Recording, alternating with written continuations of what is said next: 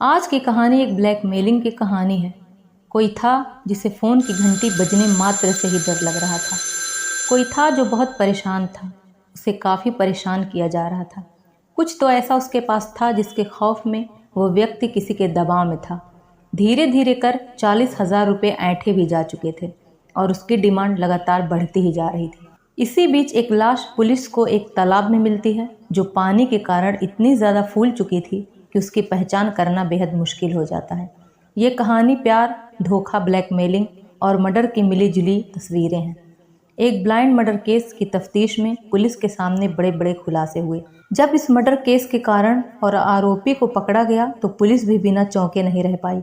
इस केस में कानून की हिफाजत करने वाले के द्वारा ही कानून तोड़ा गया था। तो कहानी को पूरा जानने के लिए वीडियो में एंड तक बने रहें और अगर चैनल पर नए हैं तो चैनल को सब्सक्राइब करना ना भूलें। कहानी 17 नवंबर 2022 की है। दरअसल जमशेदपुर टाटा में एक जगह है टेल्को, और उसी टेल्को में एक तार कंपनी इलाका है और वहाँ पे एक नदी है, और उस नदी के आसपास जो इलाका है वो बहुत भीड़ भाड़ वाला नहीं है बल्कि काफ़ी सन्नाटे वाला है। तो 17 नवंबर को उस नदी के किनारे कुछ बच्चे खेल रहे थे। खेलते खेलते अचानक उनकी नज़र नदी में तैरती हुई एक प्लास्टिक की बोरी पर पड़ी। बच्चों ने उस बोरी के पास जाकर देखा। पहले तो उन्हें लगा कि कुछ होगा, लेकिन जब उन्होंने गौर से देखा तो उन्हें बोरी में 2 इंसानी उंगलियां नजर आईं।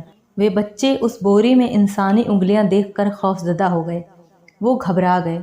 वो बच्चे वहां से चीखते चिल्लाते हुए भागने लगते हैं। कुछ लोग वहां से गुजर रहे थे। जब उन्होंने बच्चों की ये हालत देखी तो उन्होंने उनसे इसका कारण पूछा। तब बच्चों ने उस प्लास्टिक की बोरी के बारे में उन लोगों को बताया। लोगों से होते हुए यह बात पुलिस तक भी पहुंच जाती है। फौरन पुलिस मौके वारदात पर पहुंचती है।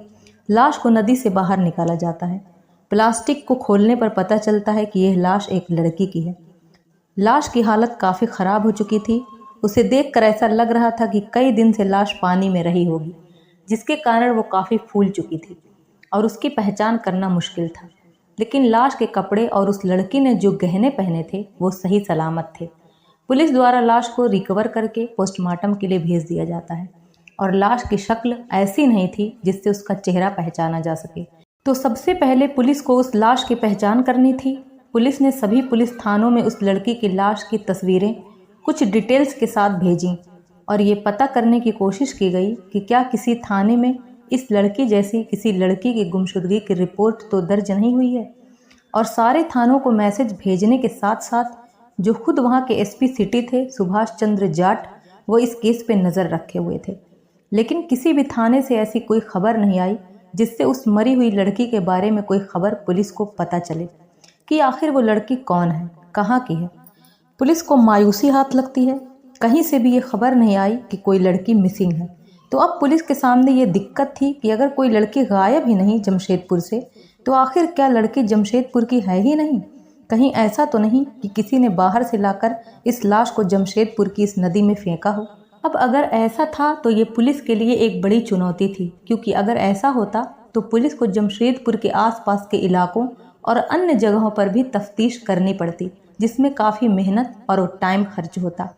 खैर, पुलिस फिर भी काफ़ी मशक्क़त कर रही थी। फिर अचानक इसी बीच पुलिस को एक अजीब सी खबर मिली, और ख़बर यह थी कि इसी जमशेदपुर का एक पॉश एरिया है साउथ पार्क, और इसी साउथ पार्क इलाके में एक लड़की रहती है, वर्षा पटेल नाम की। वो एक ब्यूटी एक्सपर्ट है और यूपीएससी की तैयारी भी कर रही है। वो लड़की अपने घर से गायब है और उसको गायब हुए कई दिन हो गए।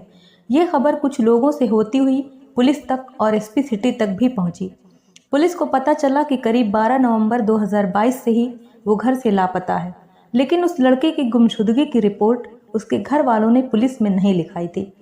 फिर पुलिस ने उस इलाके में आस पड़ोस में पता करना शुरू किया, तो पता चला कि हाँ, ये बात सही है, वर्षा नाम की ये लड़की गायब है। और हैरानी की बात तो यह थी कि 12 नवंबर से ही वो लड़की गायब है, जिसकी उम्र तकरीबन 28-29 साल है। और इतने दिन बीत जाने के बावजूद भी उसके परिवार वालों ने उसकी मिसिंग कंप्लेन पुलिस में नहीं करवाई। इसकी वजह आखिर क्या हो सकती है? खैर, पुलिस वालों को यह उलझन तो थी, लेकिन पुलिस पहले ये कंफर्म करना चाहती थी कि क्या जो लाश मिली थी उससे इस परिवार का कुछ लेना देना था कि नहीं। जब तक ये साफ नहीं हो जाता तब तक उस लड़की के घर वालों से पूछताछ करना उन्हें टटोलना सही नहीं था। और ये भी हो सकता है कि वो अपनी मर्जी से कहीं गई हो, क्योंकि जब तक घर वाले कंप्लेन न करें तो कोई किस तरह ये दावा कर सकता है कि वो गुमशुदा ही है। लेकिन यहाँ तो पूरा मामला ही उल्टा था। लड़के गायब तो थी, लेकिन घर वालों की तरफ से कोई एक्शन नहीं लिया गया था। तो पुलिस के पास उस लाश के सामान थे और अब तक वो लाश भी पुलिस ने संभाल कर रखी थी।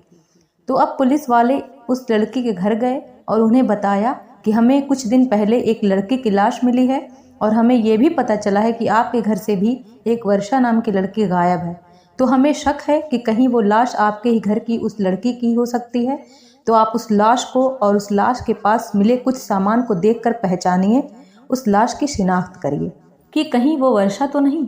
उस वर्षा के घर वाले पहले तो सुनकर थोड़ा हैरान हुए, फिर उन्होंने कहा कि नहीं, वो लाश वर्षा की हो ही नहीं सकती। लेकिन फिर भी पुलिस के कहने पर वर्षा के घर वाले लाश की शिनाख्त के लिए जाते हैं। लाश देखकर पहले तो वो पहचान ही नहीं पाते कि यह वर्षा की लाश है कि नहीं, क्योंकि लाश की हालत बहुत खराब हो चुकी थी और ठीक से समझ में नहीं आ रहा था। वर्षा की छोटी बहन ने लाश देखते ही इनकार कर दिया कि नहीं, ये मेरी बहन वर्षा नहीं है। लेकिन जब उन्हें लाश के कपड़े और ब्रेसलेट वगैरह दिखाए गए तो वे लोग समझ गए। उनके चेहरे का रंग उड़ गया और अचानक वहां मातम छा गया। उन्होंने पुलिस को बताया कि यह चीज़ें वर्षा की ही हैं। इसका मतलब साफ था कि यह लाश वर्षा की ही थी। अब लाश की शिनाख्त वर्षा के रूप में हो चुकी थी और वर्षा यूपीएससी की तैयारी कर रही थी। और वर्षा के परिवार वालों के द्वारा पुलिस को यह भी पता चला कि वर्षा की शादी हो चुकी थी और उसके पति का नाम विशाल मेहता था। लेकिन शादी के कुछ ही दिन बाद आपसी अनबन के कारण उन दोनों में आपस में बनी नहीं और वे दोनों अलग हो गए।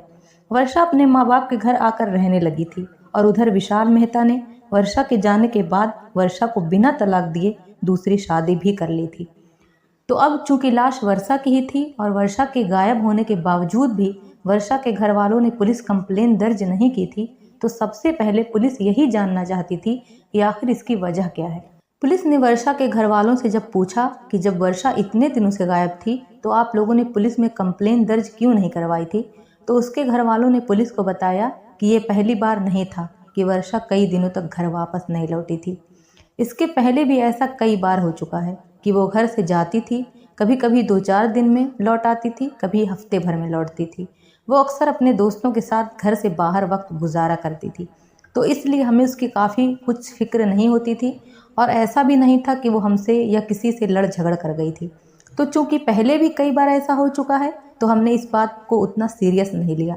हमने इस बार भी बहुत लाइटली लिया था। इस बात से पुलिस को भी लगा कि वर्षा के घर वालों का भी कहना ठीक ही था। फिर पुलिस ने वर्षा के बारे में डिटेल में घर वालों से पूछताछ की कि वर्षा कब घर से गई, कितने बजे गई, कहाँ गई, किसके साथ गई। तो घर वालों ने पुलिस को बताया कि आखिरी बार वर्षा 12 नवंबर को रात करीब 8 साढ़े 8 बजे घर से निकली थी और उसके बाद वो नहीं लौटी। और उसके ना लौटने पर हमें ज़्यादा कोई हैरानी या परेशानी भी नहीं हुई, क्योंकि वो अक्सर ही ऐसा करती थी। और जबकि उसका मोबाइल फ़ोन भी नहीं लग रहा था, लेकिन फिर भी उन्हें लगा था कि वर्षा लौट आएगी। पुलिस अपनी तफ्तीश आगे बढ़ाती है। पुलिस ने वर्षा के सभी दोस्तों के बारे में जानना शुरू किया तो उन दोस्तों की एक लंबी लिस्ट सामने आई। अब पुलिस द्वारा वर्षा के दोस्तों को खंगालना शुरू किया गया तो घूम फिरकर सबसे पहले पुलिस को वर्षा के पति पर ही शक हुआ, क्योंकि दोनों के रिश्ते सही नहीं थे और वर्षा को तलाक न देने के बावजूद भी उसने दूसरी शादी कर ली थी जो गैर कानूनी था। तो पुलिस ने अपने खबरियों को सबसे पहले विशाल मेहता की तरफ लगाया। उसकी पूरी जानकारी करने की कोशिश की गई कि वो 12 नवंबर को कहाँ था। उससे पूछताछ भी की गई, लेकिन विशाल मेहता से पूछताछ में भी कुछ सामने नहीं आया। विशाल ने जो भी बताया अपने बारे में, उस रात के बारे में, तो जब इसका पता लगाया गया तो सब बातें सही पता चली और मोबाइल का लोकेशन और बाकी चीज़ें भी उसकी सच्चाई को साबित कर रही थी। तो धीरे धीरे पुलिस को लगा कि विशाल मेहता का कोई हाथ नहीं है वर्षा के कत्ल में। अब पुलिस ने विशाल मेहता को साइड करके बाकी दोस्तों पर फोकस किया। धीरे धीरे तमाम वर्षा के दोस्तों को खंगालते खंगालते पुलिस के शक की सुई वर्षा के 2 दोस्तों पर आकर रुक गई। इनमें से एक का नाम था जिमी और दूसरे का नाम था धर्मेंद्र। पुलिस ने वर्षा की कॉल डिटेल में देखा था कि वर्षा जिससे सबसे ज़्यादा बात करती थी वो यही 2 दोस्त थे। जिमी वर्षा का कॉलेज फ्रेंड था। उनकी दोस्ती काफ़ी पुरानी थी और उन दोनों की दोस्ती के बारे में वर्षा के घर वालों को भी मालूम था। वर्षा अक्सर जिमी के साथ घूमती फिरती थी। वर्षा का जिमी के साथ उठना बैठना ज़्यादा होता था।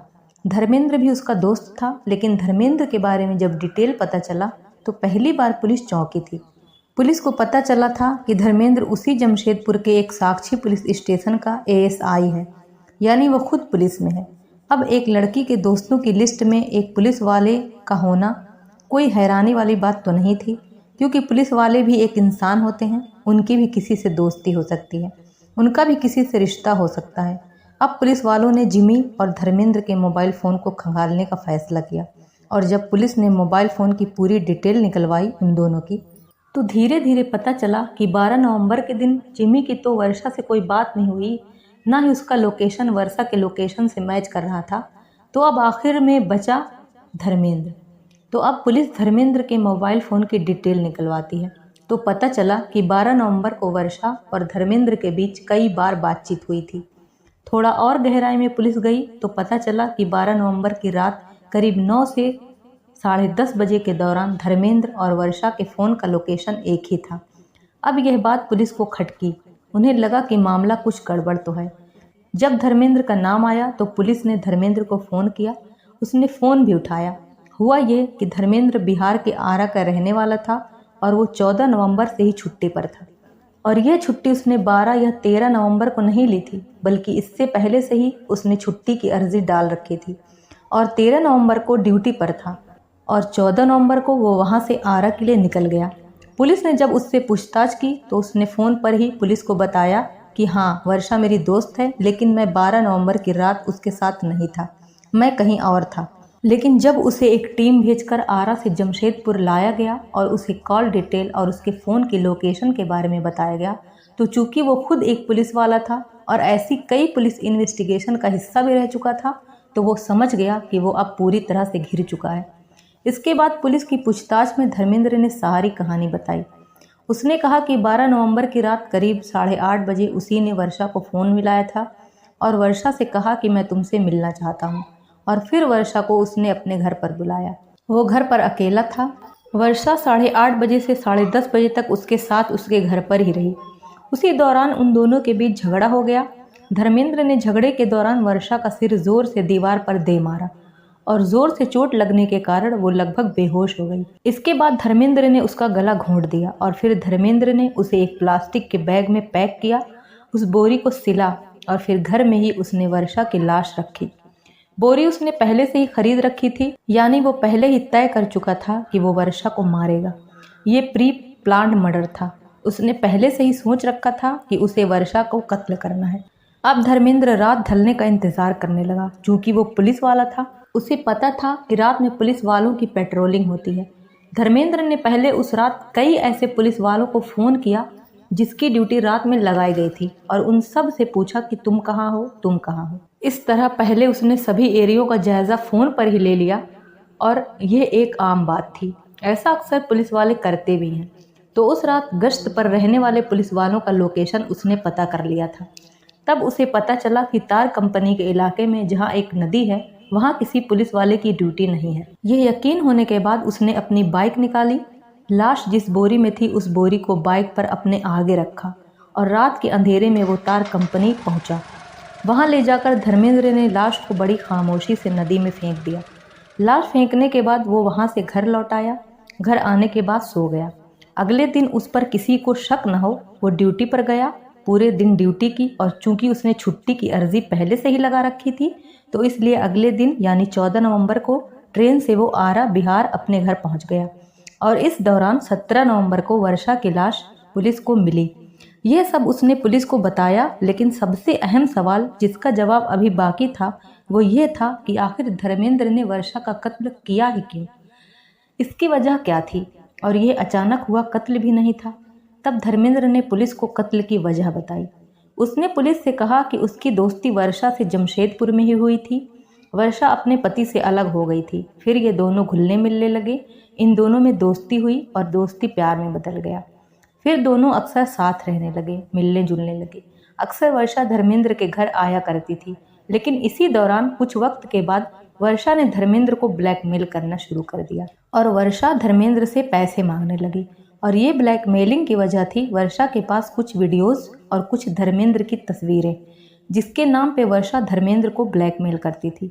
इस ब्लैकमेलिंग के अलावा जब धर्मेंद्र कभी अपने घर जाने की बात करता तो उसको वर्षा जाने से भी रोकती थी। यह सिलसिला काफ़ी टाइम से चल रहा था।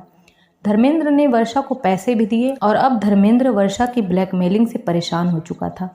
वो थक गया था उसे पैसे देते देते और अब धर्मेंद्र ये सोचने पर मजबूर हो गया कि वर्षा की ब्लैकमेलिंग से कैसे पीछा छुड़ाया जाए और तब उसने वर्षा को ही रास्ते से हटाने का फैसला किया। इसके बाद 12 नवंबर को घर जाने से 2 दिन पहले उसने पूरा प्लान बना लिया था और पूरी तैयारी कर रखी थी।